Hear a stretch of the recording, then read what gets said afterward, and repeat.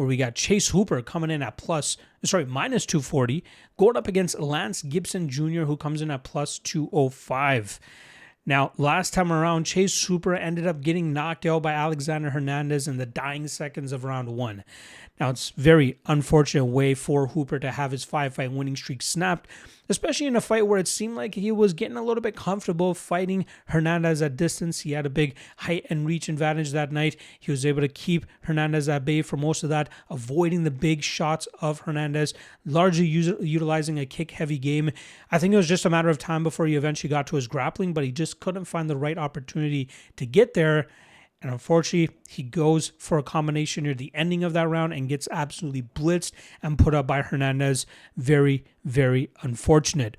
I feel like you could have given Hooper, the few seconds to kind of survive that and go into the second round, but stoppage was a stoppage. And that's one of those spots where, I'm in the breakdowns, I picked Hooper to win, didn't bet him or anything like that, but I was...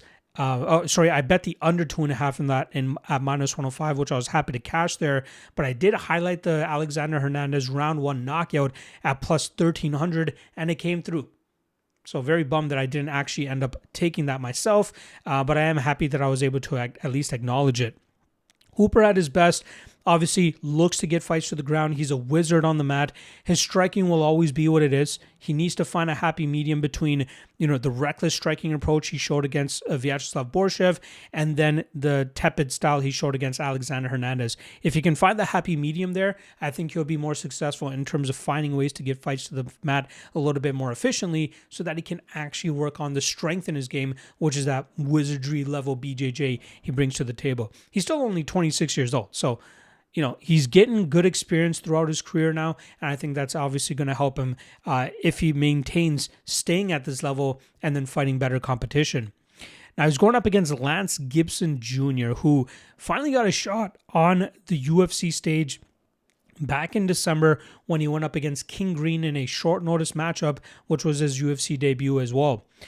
He was a guy that was being pushed by Bellator for a long time, didn't really end off that run with much success as he got knocked out by Vladimir Tokov. He ended up going to the regional scene, fighting in the Washington area, got a knockout win, got a submission win, and then the timing just worked out perfectly for him to get that opportunity against King Green. But tough one for him, right? The result reads split decision loss for Gibson, but I thought it was obvious that he lost that fight.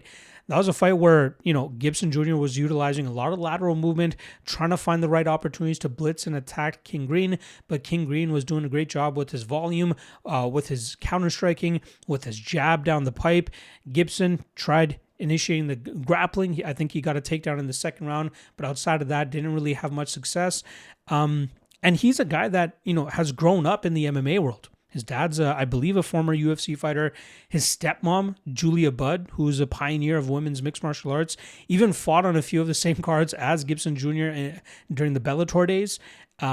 So he's always around it. He's obviously athletically very gifted, but I think that's what he leaned on more so throughout his career to beat the lower level guys and get the type of record that he had.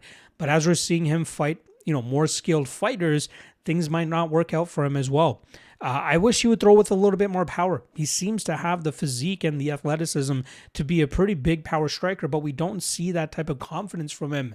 I think he tries to take fights to the ground to feel a little bit more dominant, a little bit more safe, but that's obviously going to get to a point where that's not going to work out that well for him as he faces more skilled opponents in the UFC.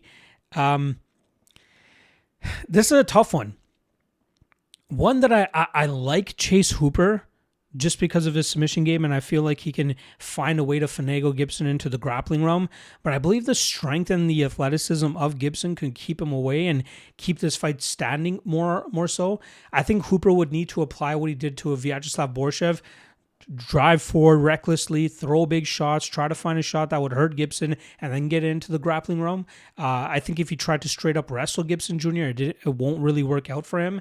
That's why it's hard for me to get behind the minus 240 line, because if Hooper can't get to the wrestling, this could be competitive. Gibson's not a crazy good striker, but his athleticism and speed could allow him to land some big shots here on Hooper. Also, an interesting aspect of this fight, both guys from the Washington area. So it'll be interesting to see who gets a bigger pop here. I'm going to say Hooper because of his UFC run thus far, whereas Gibson's a little bit more newer on this scale. But still, very interesting aspect for that fight. But in terms of how I see this one going down, I am going to go Hooper. I think it's just a matter of time before he finds a way to get this into the grappling realm. And I think from there, he eventually pulls off a submission. But I can't get behind minus 240. I think it's going to get hard. It's going to be hard for him to get this fight to the ground. But if he's reckless with the striking, the openings will be there. So I'll go Hooper and Hooper by submission.